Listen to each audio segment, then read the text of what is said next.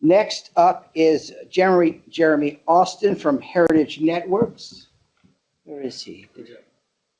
Oh, okay. So last Wednesday, or maybe it was the Wednesday before, I was in Anchorage for the RCA meeting, and he heard me testifying, and he said, "Hey, and we've been talking with him, and we invited him to have some talk about what he's doing. He's in Delta. That's not Delta in Louisiana Delta. That is in Delta Junction area, Fairbanks in the interior. So, Jeremy, I don't have a lot of notes, but please come up and introduce yourself and tell us what you're doing." Thank you so much, sir. Yeah, thank you for inviting me, and it's been great dealing with representative staff as well. I appreciate it. I sort of invited myself, but I love talking about some of the things that we've been doing for the past 20 years and seeing some familiar faces and, of course, making new friends, meeting new people. It's great to hear so much from Mark and Bob and other people who've spoken today, some of the same things that I already wanted to cover. So I'm going to be able to cut a lot of it out, and hopefully we can get out of here on time. It's been a fantastic conversation. It's great to hear the questions that are coming from you folks, as well as questions from people who are in the industry already. And I'm going to concentrate a little bit more on the technology side than on the business model side. We've heard some great explorations of different business models, and I think there's some really great minds in the state working on that. But I know that there's still a knowledge gap between what technologies are available out there and public perception, certainly, and even at the carrier level. I talked to a variety of ISPs around the state, and it's always interesting to hear how how information can be shared in a way that we maybe have not effectively done previously. So let me get this presentation running here. I wanted to show you this picture here. This is the view from my porch, and it's 40 miles to the Alaska Range, and there's not a single resident in that area, not a single telephone pole, not a single electrical pole. It's wilderness. But yet, at my house, I have 50 megabits of symmetric internet. At my office, just a few hundred feet away, I have a couple hundred megabits of internet. And I have that because I built it myself. So I'm a big fan of community-supported networks. It's a model that's worked very well for where I live, and I'm going to talk about that a little bit today. I have to commute to one of my offices. We have a seasonal road. We have an ice bridge in the winter, and in the summertime, we're taking a boat. It's a short ride, but it does put us right in the heart of the wilderness. And I really appreciate this aspect of being able to live in Alaska and be connected to the land, and yet still through the internet be connected to society as a whole, be connected to civilization. So that's a very Alaskan principle. We want to be in the wilderness, but we still want to be part of the larger dialogue that's happening in the world. We don't want to be left behind. It's critical for our children. It's critical for ourselves. It's critical for interfacing with government. And so my name is Jeremy Austin, and I've been teaching and building networks for about 20 years here in Alaska, in the interior rather. I was raised in southeast Alaska in a very tiny community near a fishing village, Hoonah. If any of you have been there, it's about about 20 minutes by plane away from Juneau. So I moved up into the interior in 1998 when I was finished with school, and for a few years before I started teaching, I was a developer in Web 1.0, did a little bit of work with that. I had had a history in IT and development for a while. And when I started getting involved with the school, I began building out a community network. When I arrived at the village where I live, Whitestone, there were about 4 computers for 200 people. And within, it was less than a couple of years, we had a wired network everywhere, covering 100% of the community. We decided this is far too important. Before I arrived, communications had been a major focus of the residents there. They had already put in a copper network before I arrived, at their own expense, not subsidized as a communications carrier. So at that time, the village was completely off the grid. There was no power intertie. We have one now, but again, with the seasonal road, we're still very much off grid. So I believe we were the first village in Alaska to have 100% wired and wireless internet. This is still back in the dial-up days as well, before we had any faster internet. So, I've been serving internet there and voice for about 20 years. And I've had a chance to experience all of the technologies that have been used for internet, except for cable. Almost all of the technologies have been used for internet in the past 20 years. When I got there, we were still on dial-up, and we were able to move to leased line services. We did have a satellite feed for a little while, very quickly outgrew that.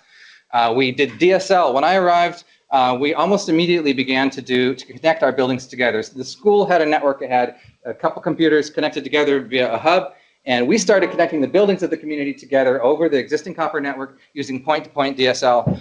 And the power and the value of that network began to grow immediately, even when we were still pretty backhaul constrained.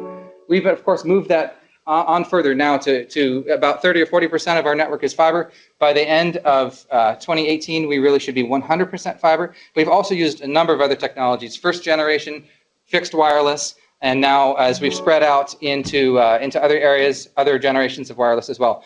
And I asked Mark this question during the break. Do you have any statistics on what sort of economic growth you've seen in the areas that are being served by fiber? And it'll take some time to determine how much of an impact that's going to have. Data can be hard to come by because, of course, anytime you look at a large change in society, it's difficult to say, well, how much of an effect is correlation and how much is causation. But I don't think I have to preach to you that internet access spurs economic development. If we look at the previous years before we started, before we really started improving internet access, economic growth was fairly slow. It was in the single digits. And I actually ran some numbers recently. In the past 20 years, adjusted for inflation, economic growth in my community has been over 10%, while economic growth, the median economic growth in the United States, has remained completely flat. So obviously part of that was because it was very rural and underdeveloped at the beginning, so it had a long way to go. But also you can very clearly see, given the industries that the community has moved into, that a lot of that is due to having internet access, and eventually due to having better internet access than the majority of people from North Pole all the way down past, probably down to Tok. We had an oasis of good internet access. So in the past few years, we have begun taking that knowledge, that experience that we've had, doing it on a small scale, experience with a variety of different technologies. We've started kind of evangelizing that, bringing that out into the wider market. So indirectly, since the Whitestone Power and Communications, the electrical cooperative and power and internet cooperative, is a nonprofit. We chose not to expand that, unlike some of these other examples, but other people have built businesses, and we've expanded essentially our influence and reach through the entire Delta region, basically from Pogo Mine south all the way down to Dry Creek, an area that had previously had only satellite and a tiny bit of DSL in the center, ACS's DSL, kind of in the center of town.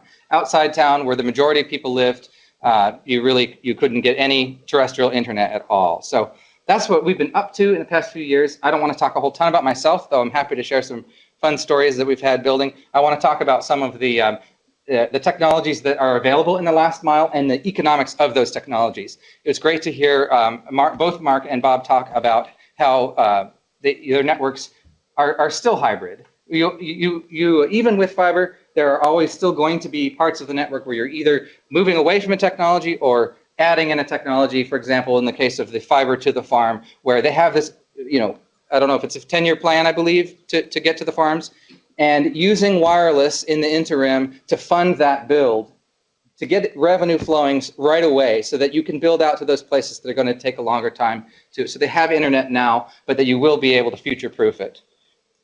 So one of the things that, one of the pushes for fiber is that we can see that internet growth is growing at a faster and faster pace.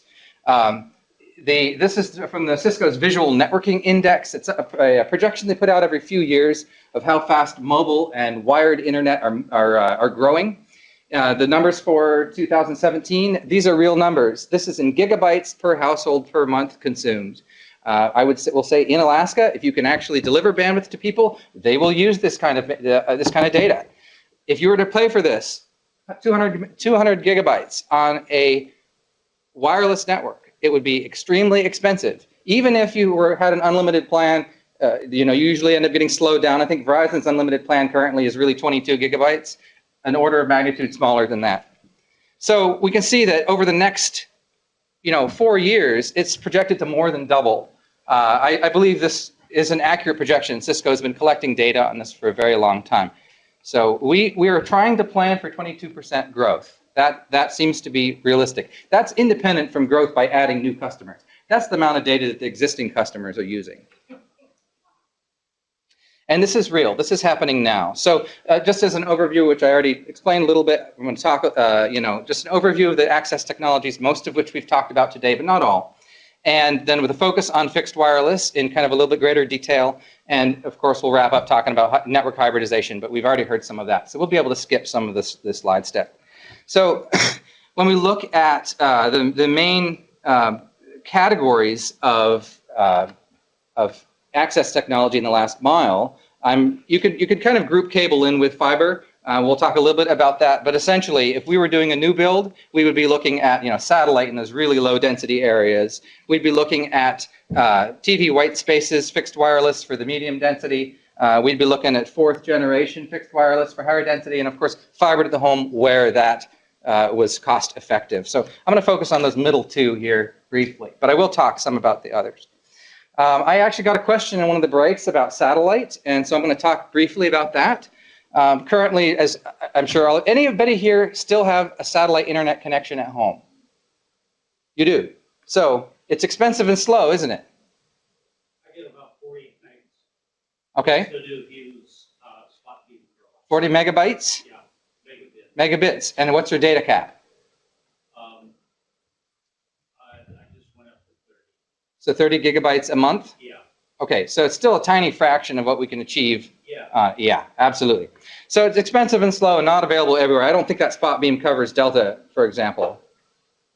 Yeah, I know I saw some ads for 25 megabit plans, but I'm not sure if it's achievable. It's very spotty. We've taken an awful lot of customers from HughesNet in the past couple of years.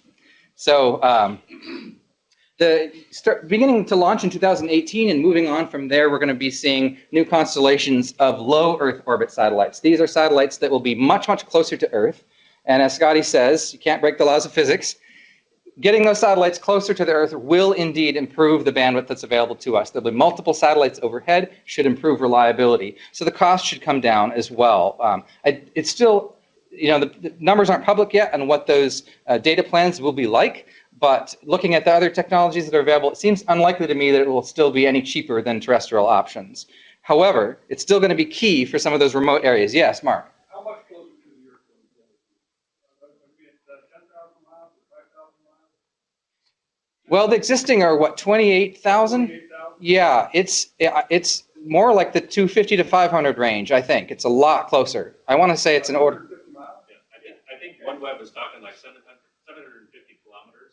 There you go. So basically an order of magnitude closer. And we expect to see better than an order of magnitude improvement in latency, I believe. I think the OneWeb published stats were in the order of maybe 25 to 30 milliseconds. Yeah, it's fiber latencies. Yeah. Well, I think of it more as DSL latencies. But, up here in Alaska, where we're already taking another hop out of the state of 50 milliseconds in some areas, yeah, you're really not going to see a huge, it's not going to feel considerably worse than than fiber, for example, here in Alaska. It's going to be a huge improvement. So that's going to be key. Maybe not in 2018, but certainly going forward, it's going to be another tool in the toolbox for those really low density situations. And I'll show you a kind of a projection on where that breakover point is. So cable, for new installations, it really doesn't make a ton of sense to me. Capital expenditure is proportionate to the bandwidth of the system. Obviously, upgrading existing cable networks do make a lot of sense. GCI has done a lot of that in the last couple of years. I'll have a slide on that to show how much their system capacity has improved. But going forward, building out a network, it doesn't make sense if you aren't already a cable provider. In fact, even Bob had a comment about that you perhaps might have built a little bit differently rather than use the cable architecture a little bit. So, so just a quick, this kind of a little graphical picture. You have the copper technologies and some copper and fiber using in the last mile, basically using your right-of-way infrastructure that hopefully already exists in Alaska, does not exist everywhere. And then for wireless and mobile, RF technologies, that last mile is going to be through the air.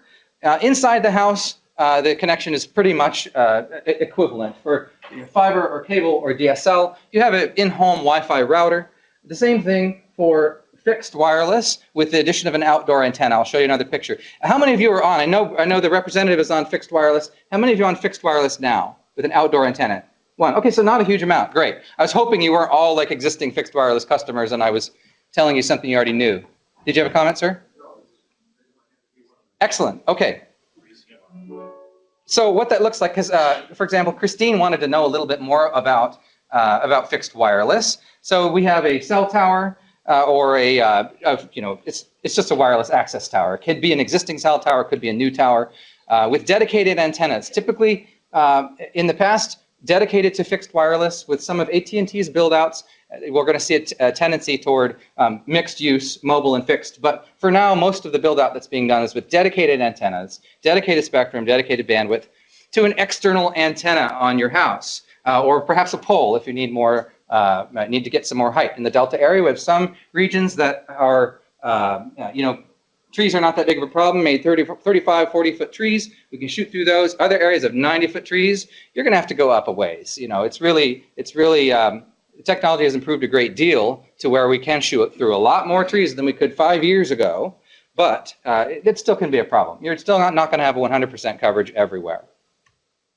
And then you run a cable in through the house to your indoor Wi-Fi access point. So replacing the last mile with wireless. And one of the differences between this and mobile wireless is that the installations are typically tuned by professional installers. They don't allow home installs. In fact, the FCC really kind of wants to make it so that you don't allow home installs. And in general, it does need to be done by a professional installer.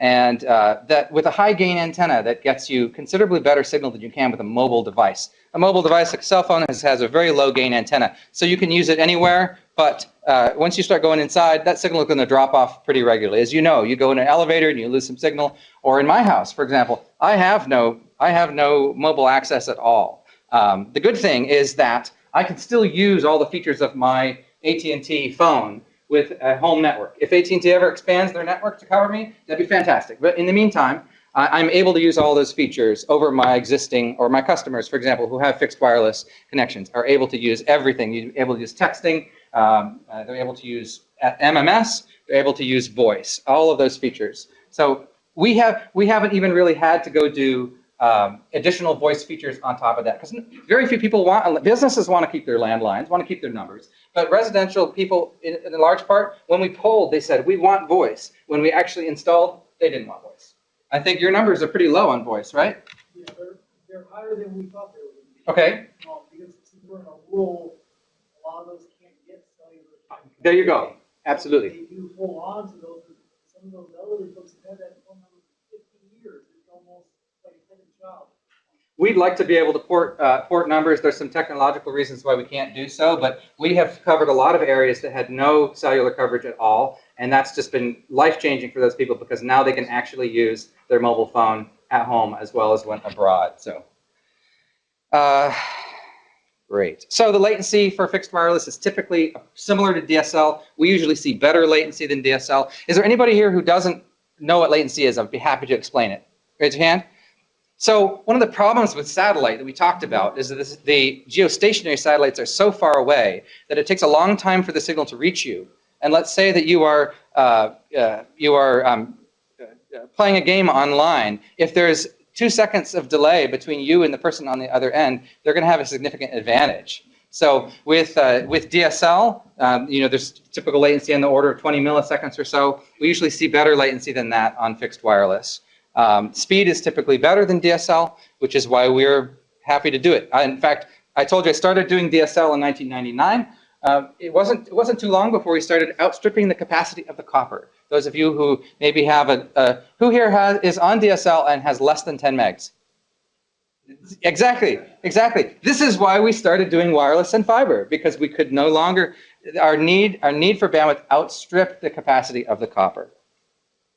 Other thing that we can do once you have broadband is it really does begin to replace television service for many. At our community, we've never had terrestrial television service. We've never had cable, obviously some satellite, but no cable options. And so many television options are available, what we call over-the-top, OTT. AT&T, for example, bought DirecTV Now. That's a fantastic service. You can go get 60 channels, 100 channels maybe. Sean, do you know how many channels we can get? Right now, no, we're adding Adding more all the time, absolutely. I log in and I get, oh, we've added 5 new channels for free. I love it.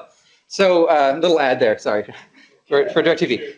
And so people are shutting their dishes off because once you actually have enough capacity, why would you be paying it as an extra service? And AT&T obviously is gambling on that. People are going to be able to pay $30 a month and get that over their existing network. So fixed versus mobile. Obviously, there are some parts of the country where there's extremely fast mobile networks. I think Verizon was just announcing they did a 990 megabit trial using a ton of spectrum. As William Gibson said, the future is here. It's just not evenly distributed. Those of us in Alaska have typically lagged behind. It is very expensive to serve up here. It's not because we are not early adopters of technology. Those of us who came north, my parents, for example, moved up when I was a baby, and they would embrace whatever technology they could. They didn't move to Alaska to live in a cabin and still not be part of future civilization. Mobile is perceived as less reliable, and that's hard to measure. It's hard to measure precisely. There are not necessarily good metrics on that. Obviously, they can do drive testing with mobile. With fixed wireless, in general, it tends to be slightly more reliable than DSL, from what I can tell, both as a provider and then also polling customers over the past 10 years. And mobile, of course, often has data caps and slowdowns. When we want to come in and sell internet in an area, we want to be able to sell something that is uncapped or close to it, if not. In most areas, uncapped. All the areas that I serve, completely uncapped. And we're not aiming to be the lowest cost provider. We're not aiming to be on cost. We're aiming to provide the absolute best value for the dollar. On mobile data, the cost per gigabyte is typically 14 to 37 times more as it costs per gigabyte on an uncapped network service. You saw that graph at the beginning, 200 gigabytes a month now. If you were paying for that $6 a gigabyte on that mobile network, partly that's because the mobile networks are expensive to build, the spectrum is expensive to acquire, and phone companies put out a great deal of their own capital in order to make that happen. So it just simply costs more. It's not extortionate, it's just a fact of life. So, there are some carriers that are lobbying with the FCC to allow mobile data to be on an equal footing with terrestrial data. In parts of the U.S., I can understand this. There are plenty of people who are happy. I hear this online all the time. People are happy. Why should I have a home service? My cell service works great. If you are in a highly populated, maybe the edge of a metro area, there are certainly metro areas with a lot of congestion. So isn't going to work for everybody, but in Alaska, that's just simply not true. It's not going to happen anytime soon. We really do need to still have terrestrial networks. And fixed wireless works. I asked, there are at least 13 independent wireless ISPs in the state, and there are a number of carriers, Lex as well, that do fixed wireless. And I've been talking to as many of them as I can to hear about their experiences. I obviously have some anecdotes from 20 years of serving internet and nearly that long doing wireless. We got into wireless right about 2000 or 2001. I'm happy to finish it. All right. This has been a great conversation, and to be honest, Mr. Burke made a lot of my points, so it's really not going to take me long to wrap up. Would you like me to wrap up? Yeah, my presentation? Thank you. And I wanted to talk, it's perfect that you just made the comment about convincing businesses that this is something that does make business sense, and that's definitely what has worked at our home community where I tracked what our average spending as a co-op, our average spending was for internet. Of course, most of the time, when our middle mile costs were extremely high, they are high, but they're not as high as they used to be. Most of the time, we weren't able to provide what was broadband in the lower 48, but we were doing well for Alaska, and we were spending a little bit more per capita on the national average, based on the national average. And we considered as a community that was a worthwhile trade-off. When we wanted to expand, when we wanted to put in new towers, get new backhaul, we went to the businesses and we said, this is something that we need to do for our community. We need your support. We need anchor tenants. And we came up with a business plan that incorporated that model. Community development requires everybody seeing that it is a common good and that it's worth doing, even if it's a slow return on investment. So I just wanted to second that. Even at the microcosm, it's still true. It's the same for the borough. It's the same for the state. So thank you. These companies got an ad. I didn't intend to do this. I don't have an ownership stake in any of these companies that are mentioned here. But yes, I'll try to go through this pretty quickly. So again, there are parts of the country where it makes a lot of sense to do fiber. It's been great to hear some success stories from the lower 48. Google Fiber ran into a lot of red tape. Of course, they were able to drive down prices and increase competition in the cities that they rolled out in, and that was fantastic. But what they did is they bought a fixed wireless company and largely stopped building fiber. AT&T, for example, is rolling out fixed wireless using their, I think, their mobile network at 10.1 in 18 states, I believe, this year. Verizon recently announced, I think this week or last week, that they're going to do gigabit wireless in about approximately a third of the existing market. So about 35 million people in the United States will be covered by Verizon's gigabit wireless. This will be something that will be from the pole, so fiber to the pole largely. And we'll talk a little bit about how that works. But that will be in cases where it makes more business sense to do that than to do fiber in the very last mile. Still, again, using fiber as the backhaul infrastructure. So I've got friends like in Indiana. Do you know Joink? Okay, Brian Gray, some of the others are there, and they have been a very successful wireless company, and they're able to use those profits from wireless to start building out fiber in new developments, places where it makes sense. They'll come in, drop a tower down, build fiber out. As that starts to return, then they start hooking that fiber up with more fiber. So both processes, if you make them profitable, feed back into each other. So long term, that's really what we want. We do want fiber. And as we know, Heather mentioned, and some of you have seen the coverage map, ACS is going to do an extensive CAF-funded build-out, 12,000 locations, it sounds like, here in the North Star Borough, largely. So what actual locations will be served still remains to be seen. This is something we've talked about today, but I wanted to show you this graph. It's a little bit misleading. This is from Microsoft's TV White Spaces report that came out this last summer. And this is an exploration of population densities across the bottom from least over here, 1 person per square mile, all the way up to 250 on the right. Unfortunately, it's a little bit misleading because they changed the scale 3 times along this graph. So it's kind of designed to make it look as if TV White Spaces is the best cure for everything, which is all that in blue. So you got to take it with a grain of salt, but definitely underscores the fact that in 30%, if we look at the far right, in 30% of counties that had 250 or more people, fiber to the home was absolutely the most cost effective. That's that top in green, with it diminishing very rapidly after that.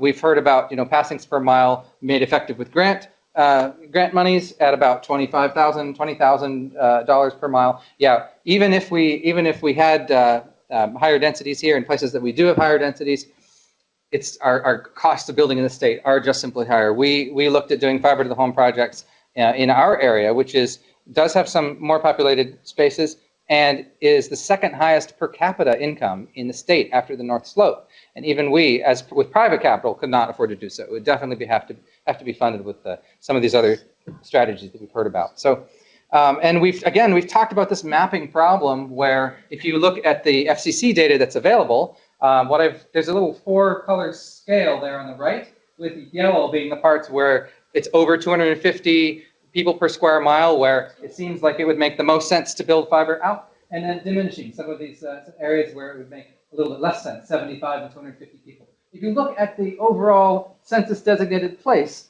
that is all somewhere between 1 and 75 people per square mile. If you just looked at that map, it wouldn't make sense to build any fiber at all. And we know that's not true. We know that it does have to be looked at a more granular level. And I'm repeating things that other people have said today, so I'm going to go on and move past that. The problem with this map here is that it does not take population density into account in the individual location, right? So if we look at that does take population density into account. This here does not. This is again from a Carmel report that came out a couple months ago, sponsored by the Wireless ISP Association. So of course they're pushing wireless for everything. So again, consider the source, but it's showing that the average cost to acquire a customer, the cost to build out to a customer, is 7 times as high. These are normalized relative capital expenditure in the top row. So approximately 7 times as high to build out to a fiber customer. Obviously, it's much more future-proof than any of the other technologies that we're talking about. But you can see why, in many cases, I think ACS is making a good decision to take what CAF funding they have and put it to use to cover the most people to get them up to the current broadband speed now. You could say, well, why don't they take that money and do whatever they can do for fiber? Well, then that would still leave the vast majority of people in those purple areas that I showed you without broadband. And this isn't an ad for ACS. I just could say I can understand when the requirement from the FCC for that money is to serve as many people as possible with 10.1. It really does make an awful lot of sense. So as you can see, payback across the industry, probably not here in Alaska. Our costs are a bit higher, is under a year for fixed wireless on up to 5 years. As we've seen with some of these things, we know it's really going to take longer than 5 years to pay off the capex for some of those things. So again, this is more helpful as a relative metric to compare these different technologies, right? Don't take those as gospel, or go read the report. It's an excellent report. Does that also take into effect that technology has to be replaced? It does here for upgrade capital expenditure, right? I personally would consider. Right, but so fiber costs 7 times more, is wireless going to have to be replaced 3 or 4 times cost as the technology changes? Well, if we consider a 60, did everybody hear the question? Okay, if we consider a 60-year life cycle, which is possibly on the high end based on how often fiber has been replaced so far, but not completely unreasonable. Given an average life cycle of 4 to 7 years for wireless, that would be 10 times. So over that, if you look at a 60-year period, fiber makes sense now. If you look at a 30-year period, possibly a little less so. I think the point that I'm trying to make, and that Michael has made and others have made, is that it's one tool in the toolbox. That fiber to the farm project that Mr. Erickson talked about, they're not intending wireless to be the be-all and end-all. It's being used to get people excellent service now so that we can then get some cash flow, get some revenue being generated, because that's immediately profitable, and you start rolling that back into what will eventually be your...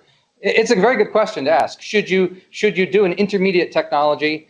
And the answer that I would give is you can't just look at this. You have to look at population density as well, because this number does not take population density into account other than in a very general sense. Because we know here, in places where we have low passings per mile, the difference between fiber and fixed wireless is going to be more extreme than 1 to 7. In some places that are high density, even Verizon is saying, well, it still makes sense to do fixed wireless because we can do a low capex and we can still hit people with gigabit. So return on investment is not the same thing as longevity. Thank you. It was a great question, Josh. So I'm going to go really quickly through this for those of you. This is fairly technical, but this is showing the different frequency bands that are in use for fixed wireless, from lower frequency on up to high frequency. I would love to talk about CBRS if anybody wants to stay afterward and talk. There's some lobbying that can be done, some critical things that are happening in Washington right now. And this spectrum that Verizon would use to do gigabit is very short range. We take distance at the vertical axis. The TV white spaces can go the furthest, but doesn't have a ton of capacity.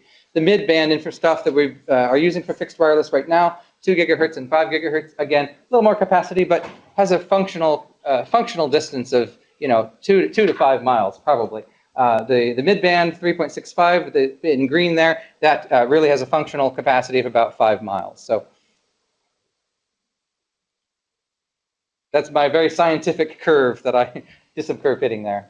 There is some future spectrum that's being opened up with CBRS. So that's the part I would love to talk about if anybody cares. And there will be some additional bands coming into play. So fixed wireless is going to be growing not just in deployment, but also in capacity as the FCC allows more bands to be used for this. So a little bit of direct line of sight for that, right? No, I'll go back and take a look at this then. That was a great question. The line of sight bands are what we see there in red.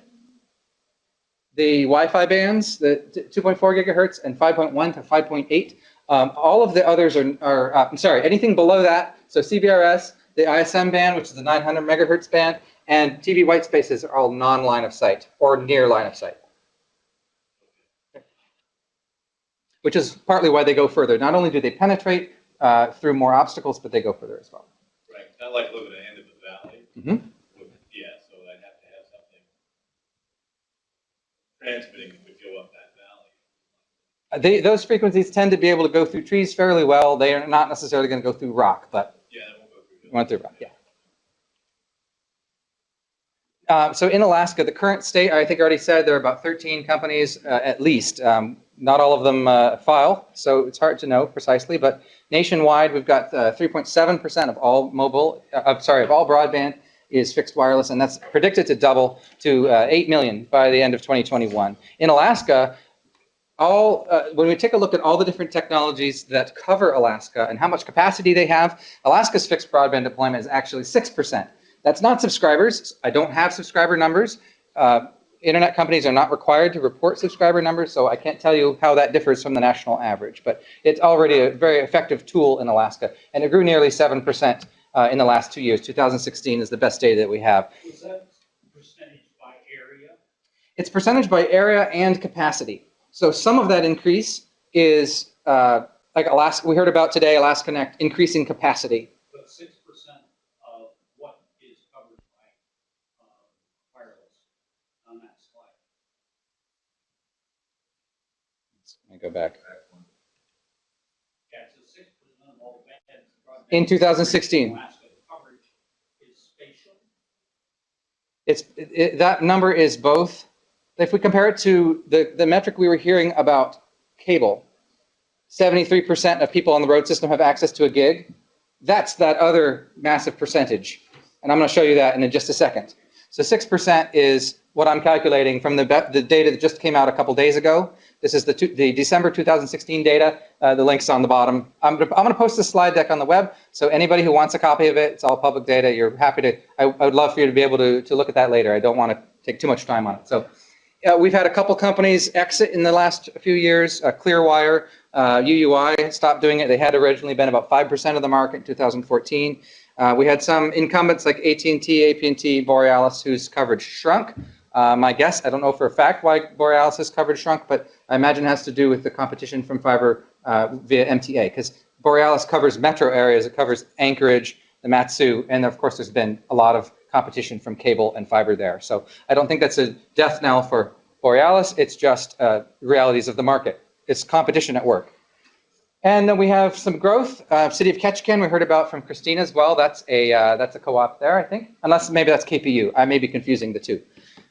Southeast Communication, that's in Southeast Alaska. Alaska Connect up in here, and Spitspots down in Homer. And those four companies combined grew. They more than doubled in coverage capacity in the past 2 years. This is not counting 2017. I expect there's significant growth in 2017 as well. And we have some new entrants, about 5, of course. I'm listed up there not because I started 2 years ago, but because I wasn't putting the data into the system. So this is the most recent data we have on it. And altogether, the new entrants into the market by the end of 2016 had already captured 3.25%. We look at overall capacity to answer some of your question there. We had in 2014, 86% of all coverage capacity was cable, with it kind of evenly split between DSL or fiber and fixed wireless, with DSL taking another 40% there. And that's changed in 2016 largely because of these gigabit plans, GCI upgrading their capacity on their cable network, not necessarily extending their coverage a great deal, but increasing their capacity. So you got to weigh that out there. So fixed wireless is now 23% of that remaining capacity, but really it did grow, it didn't shrink. If we actually compare 2014 to 2016, we can see cable is greatly increased in capacity, and some increases in all the other technologies. Fiber there in yellow, doubling in capacity in the past 2 years, and I believe much of that would be MTA and possibly some Alaska Connect as well. I'm going to skip over this really quickly because we've already covered this a lot, just how the future is hybrid technology. You know, it is proliferation of fiber-fed towers. It's going to be fiber to the home. It's going to be milliwave, wireless fiber. It's going to be short range in 50 to 100 megs. This is what we can do now, let alone in the future. We can do 50 to 100 megs to 2 miles, no problem. We can do medium range, 10 to 50 megs to 5 miles. And with TV white spaces, we can do even further than that and provide what is considered broadband today. And as I think I said already, low Earth orbit, we expect to eventually outstrip TV white spaces. And I don't expect that to have much of a foothold once those satellites get in the air. I don't think it's going to be a great technology. Little ad from Aaron Larson at Spitspots. He said, if larger providers aren't meeting your needs, consider a more agile partner. There are definitely some smaller providers who would love to partner with anybody who wants to get stuff going. We also heard today about expanding the reach of existing networks, allowing networks to grow organically, possibly through public-private partnerships.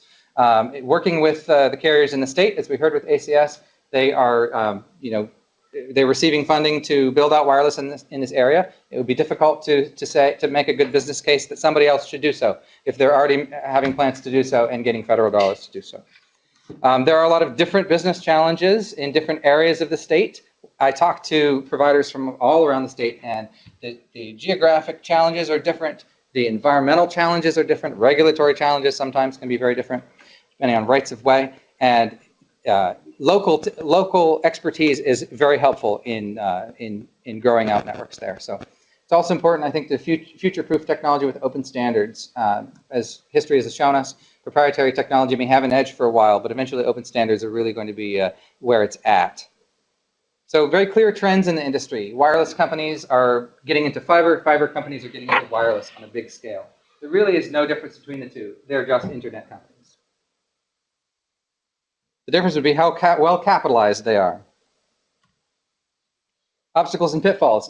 Joe Fredosa from USAC said Alaska suffers from an abject lack of density. That's what we've been talking about today.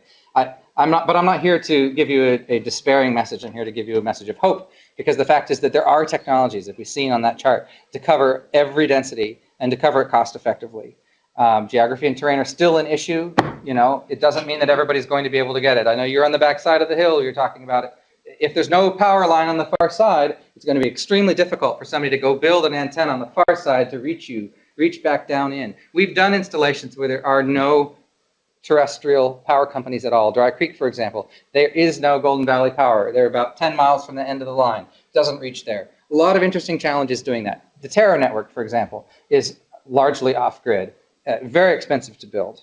A lot of challenges. Another problem that we've seen, I've seen in the past 15 years, I saw probably 3 wireless ISPs start up and fail in the Delta area. So I was very careful before getting into this market. Waited till the technology matured. Made sure I didn't make the same business mistakes, because I could see that there are far more ways to do it wrong than there are to do it right. Weigh all the costs. Back to Josh's question earlier about whether it would be smarter to build fiber first with the right capitalization, with that 1.9 billion, absolutely smarter to build fiber first. But on the other side, with wireless, eventually, as that consumption increases, we're going to start running out of spectrum as well. So there are good arguments to be made for fiber first when you can. Use the right tool for the right job. We've heard this several times throughout the day.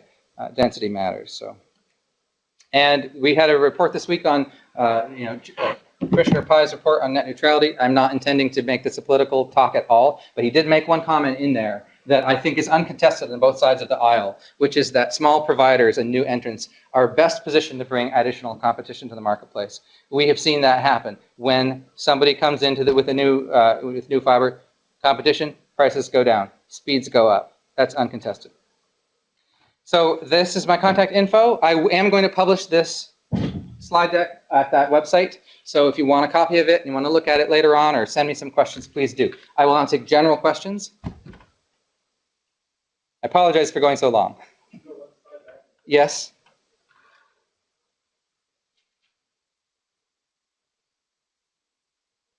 Thank you for humoring me. I enjoy what I do. You good? Absolutely. And I've got cards if you want to come up and talk to me after. And I hate Fairbanks.net, all these presentations and videos. Yes.